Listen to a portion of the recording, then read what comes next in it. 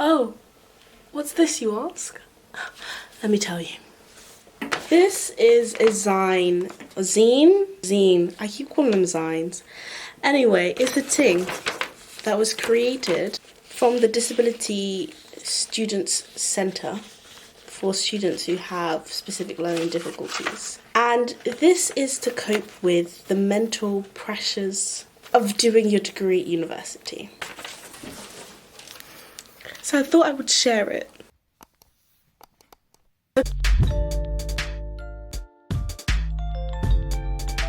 The very first page opens up and you see they say, "You deserve to be here."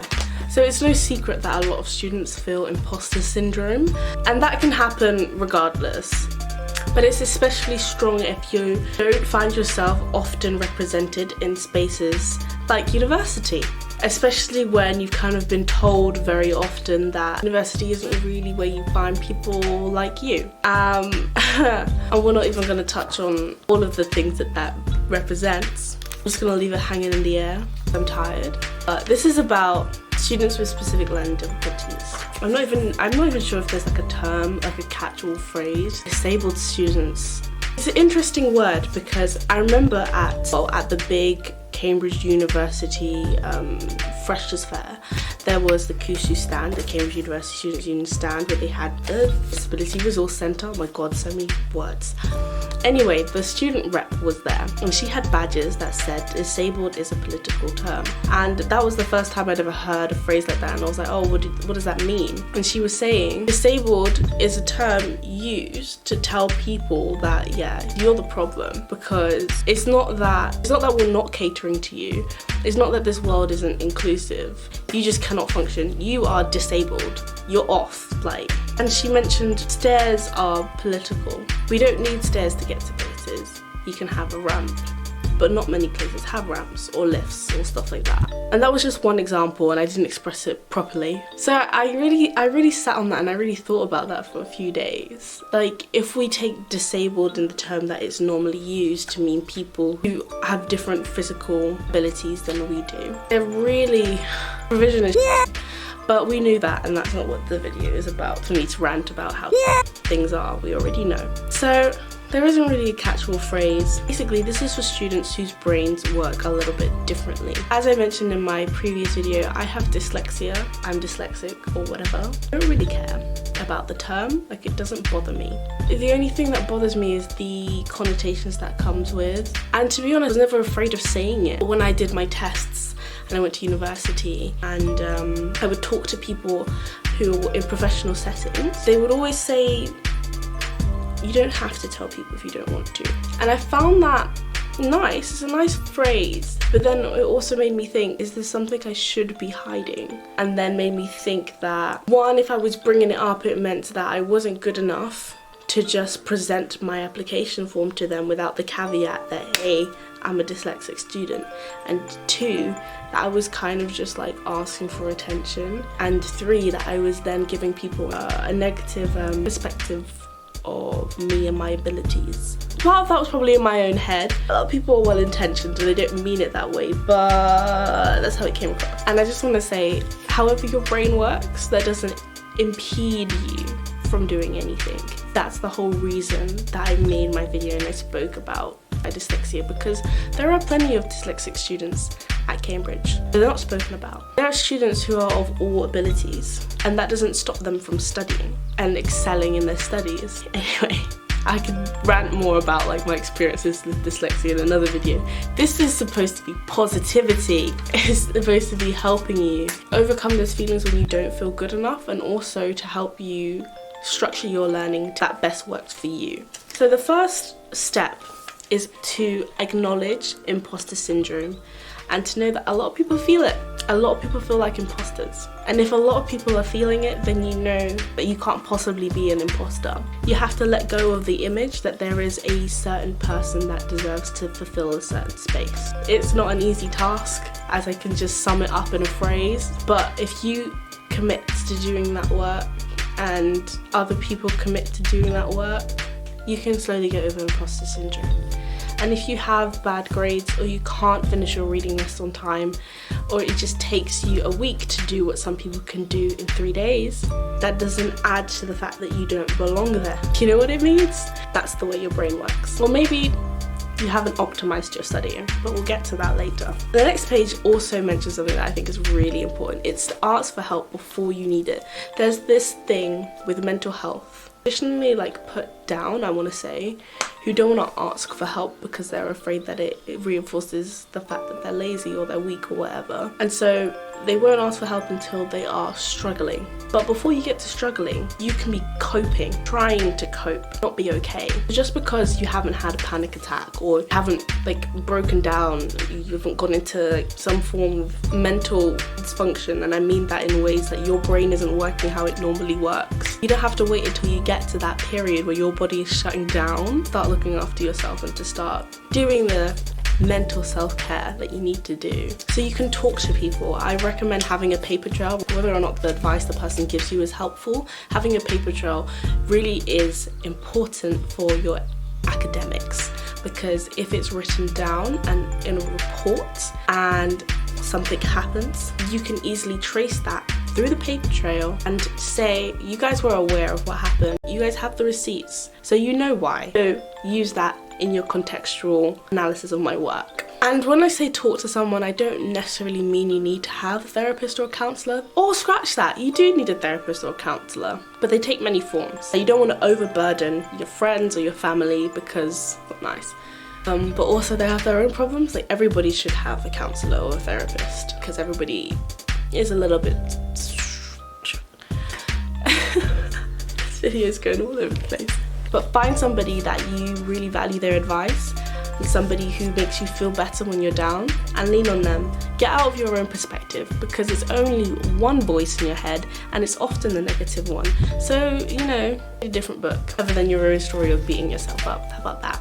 These are some of the just like the background things that you have to think about, and make sure you're getting enough sleep. When you're working, you're functioning on your best self. When your best self is functioning, then you get the best results and you feel your best. And that is very difficult, but you do what you can and you don't beat yourself up for what you can't do. Get as much sleep as you can. Eat as well as you can. Drink as much water as you can. Speak and see your friends as much as you can. What I find really helpful is this thing called elastic goals, where instead of setting yourself a hard to find goal such as I want to read 1 book per week, set yourself elastic goals and have usually like 3 stages of that goal. So you can say, my hard goal is I want to read a book a week, but my medium goal, if I can't do that, is that I will read 50 pages a week. And my easy goal, if I can't even do that, I will read a paragraph a week. That allows you to consistently keep making progress, even if it's not at the same rate. The key is consistency, not quantity. Quality over quantity, baby. And so if you have those elastic goals in place when you're thinking about your self-care as well as in your mental health, that will help you in the long run, hopefully, to just feel a bit better. And when you do well, when you do your hard goals or even your medium goals, be proud of yourself. Gas yourself up. That's in here. I didn't even have to say it. A lot of people, specifically people from minoritized groups, they don't celebrate their successes, they don't celebrate their achievements, and they just keep on pushing and pushing, and nothing is ever good enough. And it's okay to want the best of yourself, but you also have to acknowledge the progress you're making, otherwise you won't feel as if you're getting to the best because you won't have any record of the stuff you have achieved. So take a moment, take a beat, and breathe, and celebrate and stuff, you know, all that. And I think this is probably one of the most important things, is to surround yourself with people that nourish you. There are 2 types of people in this world: people who take your energy and people who give you energy. You want to surround yourself with people who give you energy when you are feeling low. Everybody has been both types of these people. If that makes sense, I hope so. Grammar, syntax, what is it? I don't know. I'm revolutionizing the English language, to be honest. And it's okay. But if you are feeling low, you cannot surround yourself with people who are then just going to be more taxing on you. It's going to be detrimental So surround yourself with people who give you energy, and hopefully it's a nice symbiotic relationship where you can give them energy too. But just like build the love from this like endless ether. I don't know where it's coming from, but you're building it. Now let's get onto the academic side of things. You have agency. You don't have to put your effort into things that you don't want to do. Granted, if it's like part of like your degree, you might want to put effort in there, but even then, like, your exams aren't even compulsory. If you miss it, it's like you missed it. You'll probably feel that on your transcript, but the point is it's your degree, and so you can take that learning and structure it how you need to best suit you. The same goes for your reading lists. You cannot read everything on the reading list. I don't think you're meant to read everything on the reading list, and you don't have to. One, I don't know if your brain is gonna remember all of this stuff, like it might. And two, the exam can't be on all of that stuff. If you have a topic that like it focuses on a whole broad spectrum with some very important points, then know the important points and work in the areas that interest you around it. If you can do that, do that. I could do that even in criminal law. You need to know all the different crimes because they can come up in a problem question, and you have to do a problem question. You don't know what it's going to include, and they will include many different things. But you don't need to know every single variety of every single crime because it's not possible. But you can know the broad strokes of what theft is. What's a crime? I can't think of any non-triggering crimes. There's theft, there's burglary, which are different things. There's making off without payment from petrol station. That's quite niche. But the point is, you can get by without knowing everything. So structure your learning to suit you. Remember, your university education and experience isn't just your degree. It can then really help you build on the person that you already are. A lot of people already do that work before they get to university. I don't think university is the place where you grow. You continuously grow. That's what being a human is about. But university can be that place. So don't just shut yourself away into your degree and think that that's all that you have to do and get tunnel visioned. Experience the world around you, and in fact that could inform your degree. Now we're going to get onto the study tips, and the first thing I'm going to say is what they recommend: to take shortcuts. Studying and getting good marks on your exams is not about working hard, it's about working smart. Whether you're at university, sixth form or school, you do not have to do anything. You don't. You really, really don't. University is what like the pinnacle of education. And at university, if you cannot write an essay that week, they will give you an extension. If you can't write a full essay, you can write it in bullet points and send them an essay plan.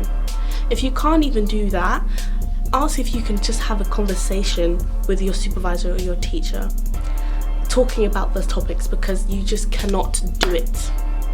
If they can do that at university, they can do that at lower levels of school. School loves to like push this, I'm gonna go on a rant, let me not go on a rant, let me not go on a rant. You have agency over your learning, and that's one of the things that they say. You don't have to read the full cases. You kind of can't, with the amount of cases on certain reading lists and the amount of reading lists that you have to complete. Reading 100 to 50, even 20-page cases, along with the textbook reading, along with the article reading, along with your lecture notes, it's not sustainable. Take shortcuts. Learn how to take notes so that you're taking in the most information, but it's not information overload. Read case summaries.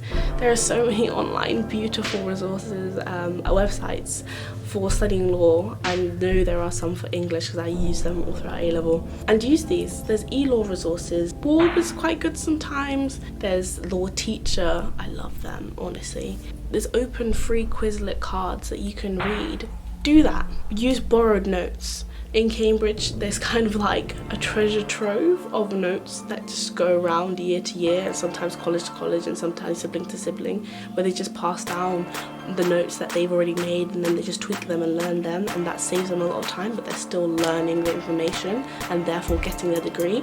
Do that. There are shared Google Drives, and there's no reason why we can't all succeed together. Do that. Now that's all from the design. Now I'm going to give you my own tips, how I have structured my learning to best help me with my dyslexia. The first thing that you have to do is to understand how your brain works. I know how my brain works. My short-term memory for certain information is kind of trash. So if I'm reading a textbook, I'm gonna have to make notes as I go along. Just highlighting it or underlining it usually will not help the information stick in my brain. I need to be active. I need to actually write it down. And so one way I combat this is that when I'm reading a book, especially when I'm reading library books that aren't mine and I can't highlight them willy-nilly, I will read a paragraph. I will understand what that paragraph is saying, and then I'll make a little post-it note next to that paragraph or on that page so that I'm reinforcing what I'm learning. And then even if I can't go and type up my notes, like I don't have time, I've already made post-it notes in my textbook. I only figured that out very recently, as in like last week or something. So if you haven't figured out how to best study for you yet and how your brain works and functions best, that's okay. It can take you a while, and if you're already there, then I mean, once you've figured out how you study best, tailor it. I study best by writing things. I'm kind of a kinesthetic visual learner. All of us learn from all of those methods, and all of us can learn well from those methods. It's just which ones work best for you. So for me, it's kinesthetic and visual. But when I'm feeling to listen to something, I'll just record what I'm saying and then listen to that as I'm doing whatever else I'm doing. And now I can talk to myself and listen to my voice on repeat while I explain a concept, because I am actually narcissistic and I love the sound of my own voice.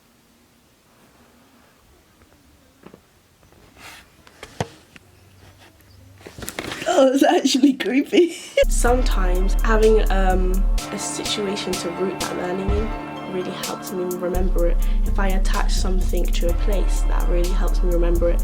So if I'm reading a textbook and I'm studying outside and it's sunny and then I see 2 cats enter into my garden, which happened, I will remember more what I was reading about that time, and it will stick in my head more because I can attach it to a situation.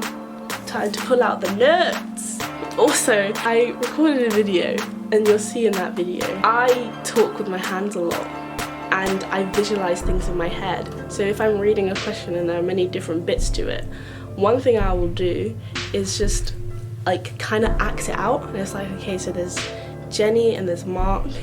Jenny goes to the shop, Mark stays at home. And I will use my hands to help me remember the sequence of events, because I'm being active. Another thing I would do is draw it out. I love me some mind maps. Like, I've been promoting mind maps to death, but they just are kind of like the best for me. If being active helps you, do that too. Another thing that really helps me is changing the background color of what I'm reading on. So like even these are my notes for this video on Google Docs, and I've changed the background, if it will focus, and it's this nice orange peachy color because that color just speaks to me.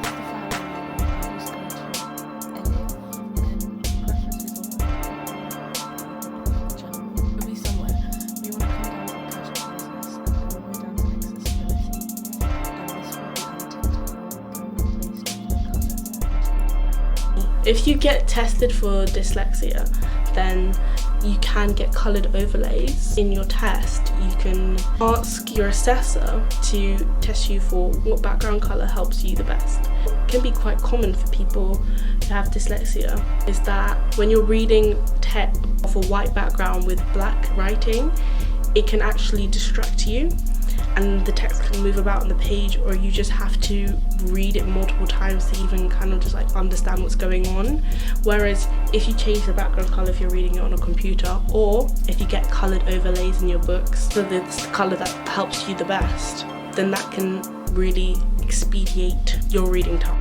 Another thing you can do is when you're speaking to student finance, you can get tinted glasses. I haven't done this yet because it seems kind of long, and I think you have to buy them first and then they reimburse you, and that's expensive. So I haven't done that yet, but that's a good resource. Also, one piece of advice that I got that was really helpful was to go into your study and knowing what you want to get out of it. Go in there with a plan and don't just read set textbook pages because they said that's what you got to read. If you're studying politics and you're trying to understand how the British government is set up, you go into it knowing, okay, I want to know who leads the British government, how are they chosen, what are the different parties, how does that interact with the monarchy in Britain, how does that interact with how law is made. You just answer yourself some of the questions that you kind of already know you're gonna ask. Put them down on a piece of paper, make it sure it's visible, or just set in your mind when you're reading, so then when you're reading the text you know what you're going in there for. That can help you stay focused and get more out of it.